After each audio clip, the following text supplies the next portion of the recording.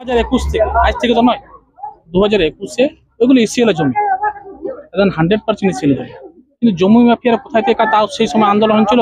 আর আমরা গরিব শ্রেণীর মানুষ আমরা যখনই আন্দোলন করতে যাই তখনই আমাদের কেস দেয় কারণ আমি ব্যক্তিগতভাবে আন্দোলন করতে আমাকে 4 বছর কেসে ঝুলিয়েছি এবার সবাই তোমার বাউরি কোড়া মাঝি সময় গরিব শ্রেণীর মানুষ পুকুরে স্নান করা সেও পুকুর চলে গেছে ঘাট চলে গেছে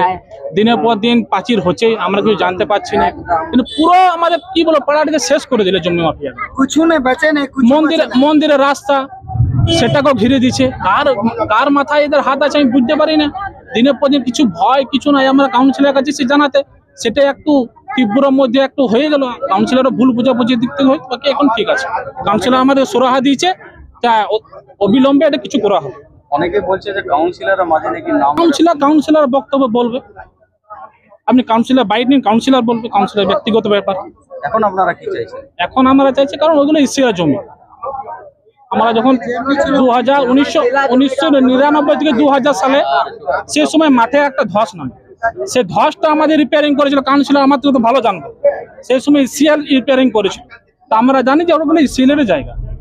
কিন্তু জানি না এখন কিভাবে বিক্রি হচ্ছে কাউন্সিলর তো আমার থেকে ভালো জানবে কাউন্সিলর তো আজকে তো জনগণের প্রতিনিধি পেরে 50 বছর এখানে আছে প্রথমত কালকে আমি ছিলাম না আমার পড়া স্কুলের সামাজিক ন্যায় মঞ্চের জেলা সম্মেলন ছিল আমি ওখানে ছিলাম সারাদিন ধরে আমি সকাল 7টায় বেরিয়েছি সন্ধ্যা 5টার সময় ফিরেছি অতএব আমার কিছু জানা নেই এবারে হচ্ছে যে এখনই যে এই পাড়া প্রতিবেশীর যারা এলো আমার কাছে তারা এসে আমাকে বলছে যে তুমি নাকি পারমিশন দিয়েছো জমির তো আমি অথরিটি নয় জমি পারমিশন দেওয়ার জমির পারমিশন দেওয়া তো অথরিটি নয় আমি জনপ্রতিনিধি হতে পারি কিন্তু আমি তো অথরিটি নই অথরিটি জমির মালিক কার জমি কে জানে কার জমি কে দখল করছে কাছে সে তো ব্যক্তিগত কাজ হতে সে তো আমার কোনো জানার দরকারও নেই আমার কাছে অভিযোগ এলে এই যে আর অভিযোগ করলো এইটা আমার দেখার দরকার আছে যে জনপ্রতিনিধি হিসাবে যে অভিযোগ করছে সেই অভিযোগটা সত্যি বাস্তব না অবাস্তব জিনিসটা এটা আমার পক্ষে সম্ভব এটা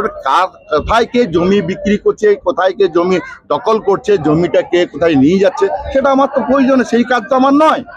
আমার কাজ হচ্ছে ডেভেলপমেন্ট করা এলাকার মানুষের পাশে দাঁড়িয়ে কাজ করা আমার কাজ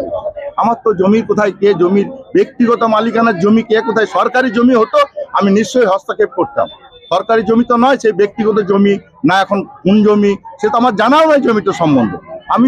জানিও না কোনো ব্যক্তি কোনো আমার নাম হয়তো করেছে সেখানে আমি তাকে দেখে তাদের সামনে বলে দিলাম যে আমি বলেছি কি তোকে সেই সব কাজ করার জন্য সে তো বললো না আমার সামনেই সে পরিষ্কার বললো কোথাও কি মিথ্যা প্রচার এটা অপপ্রচার এটা হচ্ছে তৃণমূল বলছে বিজেপির এটা পরিকল্পিতভাবে এইটা একটা শুরু এই সময়ে এসআইআর চলছে এসআইআরটাকে যাতে কোনো রকম মানুষ গরিব মানুষেরা বঞ্চিত হয় এসআইআর মানে ইয়েতে সামিল হতে না পারে তার একটা পরিকল্পনা